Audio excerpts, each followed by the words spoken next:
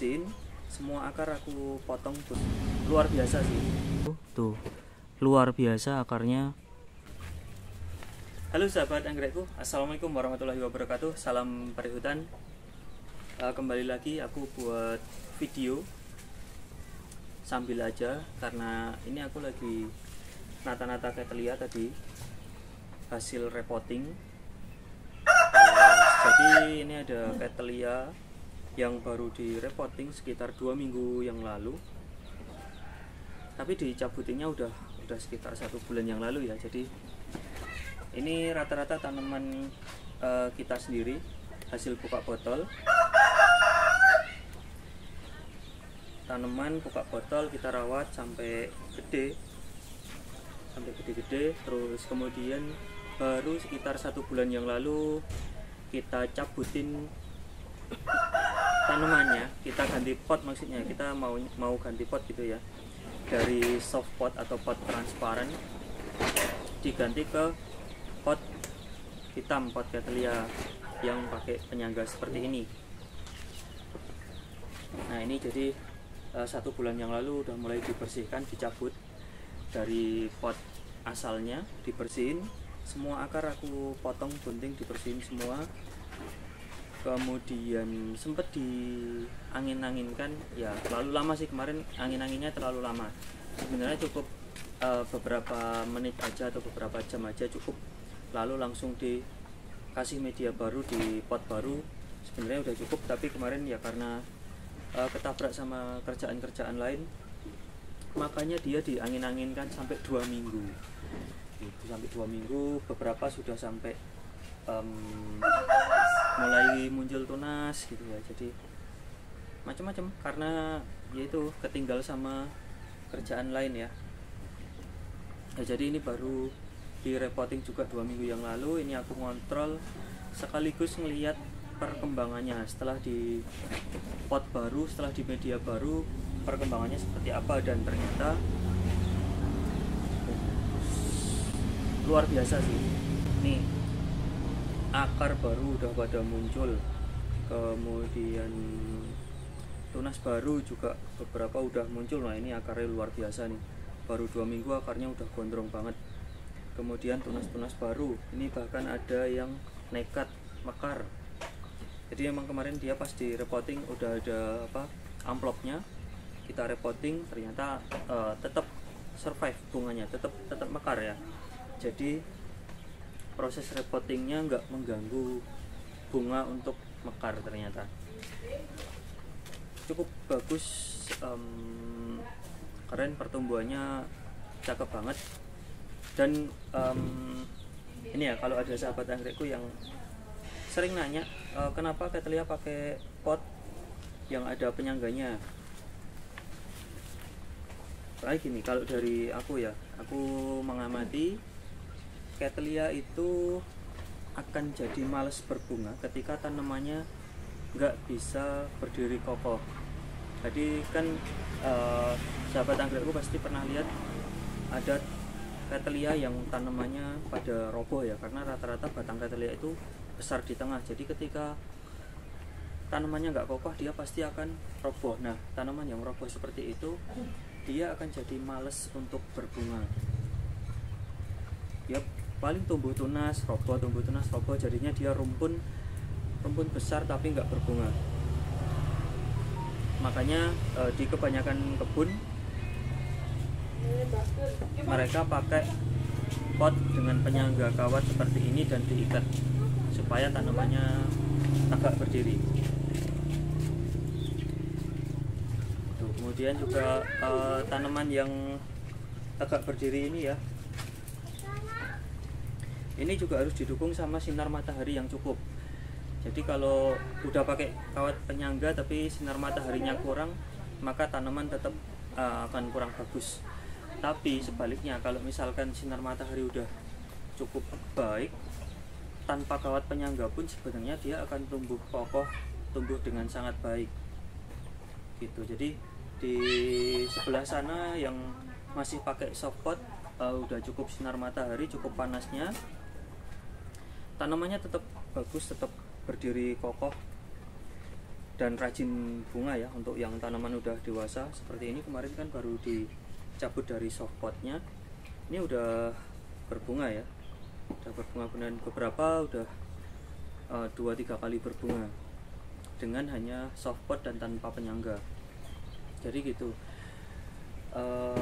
Cattleya itu sebenarnya kan malah bisa tumbuh baik dan rajin berbunga ketika dia ditanam di tempat yang panas, yang cukup sinar matahari. Seperti ini di tempat aku nanamnya, aku Cattleya dan Dendrobium yang spatulata dicampur, karena memang aku belum ada tempat khusus untuk Cattleya, belum ada tempat khusus untuk Dendro. Jadinya ini satu rak masih campur ya, ada Cattleya, ada Dendro. Jadi seperti ini. Jadi ngerawatnya pun kita satu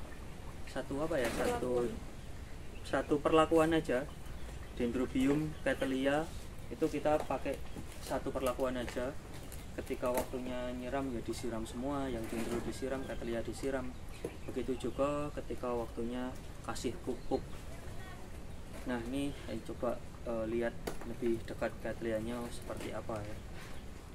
Oke, melihat dari dekat pertumbuhan si Cattleya yang baru direpotting ya, ini udah terlihat akar-akar baru tuh, luar biasa akarnya. Tumbuhnya udah seperti itu. Aku juga nggak nyangka banget sih bakal secepat itu keluar akar-akar baru nih. Biasa ini yang ada bunganya, coba tuh. Ini Cattleya apa ya, Karin Handoko, bunganya wangi. Loh, ini yang tadi aku bilang luar biasa banget pertumbuhan akarnya, cakep. Beberapa udah tumbuh tunas baru meskipun belum keluar akar ya. Ini Cattleya Tianmu Sesam udah keluar tunas baru. Masih kecil tunasnya, jadi belum ngeluarin akar. Nah ini juga nih tunas barunya mantep banget. Oh, di bagian belakang sini udah keluar akarnya. Bergeser ke tempat lain, geser dikit aja. Ini di tempat Cattleya yang masih menggunakan transparan pot atau soft pot nih, seperti ini. Ini Cattleya yang masih di soft pot dan belum sempat direpotting. Rencana juga nanti direpotting seperti itu, pakai pot hitam ya. Jadi nanti bakal direpotting juga seperti ini, kita pakai pot hitam dan gunakan penyangga seperti ini. Tapi sebelum di repotting semua ya, ini buat contoh dulu di video kita kali ini. Ini contoh Cattleya aku yang dirawat di buka botol, lalu ditempatkan pada tempat yang menurut aku sesuai ya, pas gitu. Makanya dia tanpa penyangga pun tumbuhnya cukup baik, berdiri tegak, kokoh, nih, mulus banget, tetap rajin berbunga. Ini kalau nggak salah ini baru mau diregister ya. Ini tong supan disilang sama coklat brown. Ini rajin banget bunga. Nah itu ya, yang pakai soft pot tanpa penyangga pun dia tanamannya berdiri kokoh, sangat baik dan rajin bunga semua ya. Ini yang udah cukup besar, udah dewasa maksudnya. Terus yang masih kecil pun sama, tanamannya berdiri kokoh, cukup baik ya tuh. Nah ini potnya pot lama, jadi sampai rapuh, udah keropos potnya ya, udah rusak. Lalu untuk sejenis Cattleya yang lain juga ini tumbuhnya sangat baik, tanam di tempat panas. Ini Encyclea, Cattleya, kemudian ada Enchylevola, ada Ringfolilio. Nah jadi seperti itu ya, untuk Cattleya dan kerabatnya, sejenisnya yang lain. Dia itu sebenarnya lebih cocok, lebih bagus ditanam di tempat yang cukup panas seperti itu. Jadi kalau di tempatku ya itu tadi ya, kita nyampur, ada Dendro, Cattleya itu jadi satu rak yang sama, panasnya juga sama. Kita ngerawatnya juga sama, waktunya nyiram ya nyiram, waktunya pupuk ya pupuk, semuanya dengan satu perlakuan di tempat yang cukup panas. Bahkan kalau siang di sini bisa sampai berapa ya, 33-34 derajat panasnya ya di dalam greenhouse. Jadi panas banget. Kalau siang-siang itu palingan 5 menit di dalam greenhouse sudah nggak tahan ya, karena panas banget.